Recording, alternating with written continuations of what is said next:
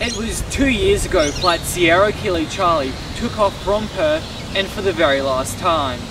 The Beach Super King Air 200 aircraft was on charter from the Sons of Gwalia Mining Company, returning its 7 employees here back to duty at their mine in Leonora, 600 kilometres to the northeast.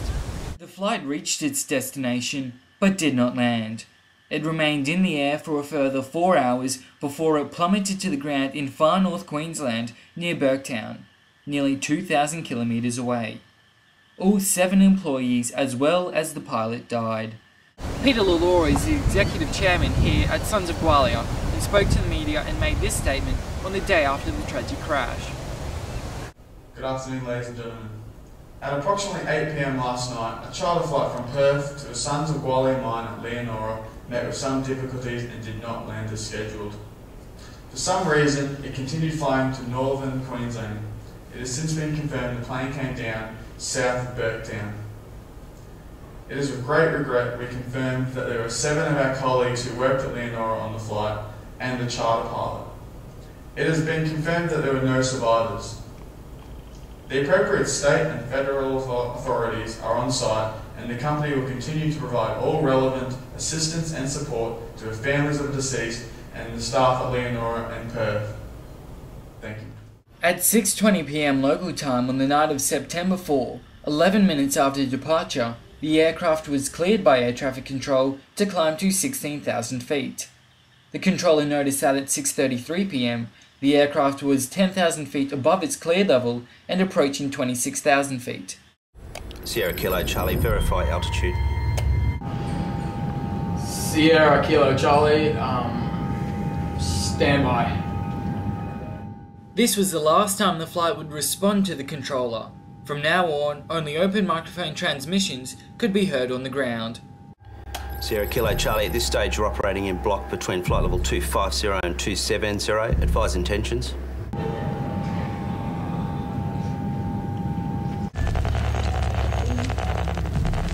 If that is you, Sierra Kilo Charlie, contact me now on 125.2.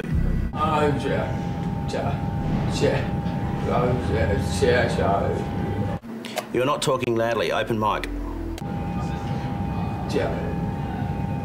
Sierra Kilo Charlie, if you receive this transmission, squawk in. 5 further transmissions of heavy breathing were heard by the controller as he tried frantically to make contact with the aircraft. At 6:43 p.m, nothing else would ever be heard from the flight deck of Sierra Kilo Charlie. Silence would continue for 4.5 hours until the plane crashed in far north Queensland. The controller had suspected hypoxia and completed the in-flight emergency checklist. However, at the time, the checklist did not include procedures for hypoxia. I've asked Hochi Yankee Charlie to call him. I just can't get him at all. Alright, well, we better go to an alert phase and I'll get on the phone to his company. The King Air continued to climb on its autopilot heading towards Leonora when it left Perth radar limits of 404 kilometres at 7:02. Half an hour later, a business jet was asked to look for the aircraft at the request of the Australian Search and Rescue, AUSSAR.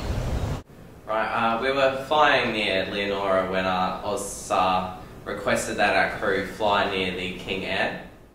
Malcolm Sheridan was on the flight that went to search for the stricken aircraft. This is the first time he has spoken to any media organisation about that night. From a distance, the aircraft appeared normal. It was flying straight and level, but as we got a bit closer, we couldn't see any movement in the cockpit. Although it was a bit difficult to see from the strobe lights, our initial instincts were that it was in fact a ghost plane. As Sierra Kilo Charlie passed over Alice Springs, another 2 aircraft were asked to intercept and follow it. These aircraft remained with the King Air until it crashed near Bergtown. Pilots of both chasing aircraft tried to make contact with the King Air, but failed to get a response. Nearing the chartered aircraft's final resting place, it was reported that the rate of descent slowly increased while the airspeed climbed. At 11:10 p.m. Perth time and 1:10 a.m. Eastern time, the flight at less than 5,000 feet turned left and plummeted into the ground and caught fire. Blaine, this was meant to be a routine 90-minute flight that the 7 employees had taken many times before. This is a very sad case of these 7 passengers and 1 pilot saying goodbye to their families for what was supposed to be a few weeks working here at the Leonora mine. Little did they know their flight would take over 3 times as long and fatally crash in far north Queensland.